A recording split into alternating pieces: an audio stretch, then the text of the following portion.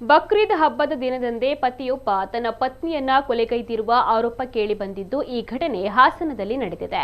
37 ವರ್ಷದ ಪತಿ ಸೈಫ್ ಉಲ್ಲಾ ಎಂಬಾತ ತನ್ನ ಪತ್ನಿಯಾದ 31 ವರ್ಷದ ಗುಲ್ಶೀರ್ ಬಾನುವನ್ನ ಆತ ಮತ್ತು ಆತನ ಮನೆಯವರು ಸೇರಿ ಕೊಲೆ ಮಾಡಿದ್ದಾರೆಂದು ಮಹಿಳೆಯ ಕುಟುಂಬಸ್ಥರು ಆರೋಪಿಸಿದ್ದಾರೆ. ಈತ ಹಣಕ್ಕಾಗಿ ತನ್ನ 2 ಮಕ್ಕಳನ್ನ ಮಾರಾಟ ಮಾಡಿದ್ದಾನೆ. ಇದರಿಂದ ಇವರಿಬ್ಬರ ಮಧ್ಯೆ ಜಗಳ ನಡೆದಿದೆ. ಅಲ್ಲದೆ ಈತ ಮದ್ಯಪಾನ ಮತ್ತು ಇತರ ದುಶ್ಚಟಗಳಿಗೆ ದಾಸನಾಗಿದ್ದ. ವರದಕ್ಷಿಣೆಗಾಗಿ ಪದೇ ಪದೇ ಪೀಡಿಸ್ತಾ ಇದ್ದ. ಈ ವಿಚಾರವಾಗಿ ಹಲವು ಬಾರಿ ಪೊಲೀಸರಿಗೆ ದೂರು ನೀಡಿದರೂ ಕೂಡ ಯಾವುದೇ ರೀತಿಯ ಪ್ರಯೋಜನವಾಗಿಲ್ಲ. ಈಗ ಮತ್ತೆ ಹಣಕ್ಕಾಗಿ ಗಲಾಟೆ ಮಾಡಿ ಪತ್ನಿಯನ್ನ ಕೊಲೆ ಮಾಡಿದ್ದಾನೆ ಎಂಬುದು ಮಹಿಳೆಯ ಕುಟುಂಬಸ್ಥರ ಆರೋಪವಾಗಿದೆ.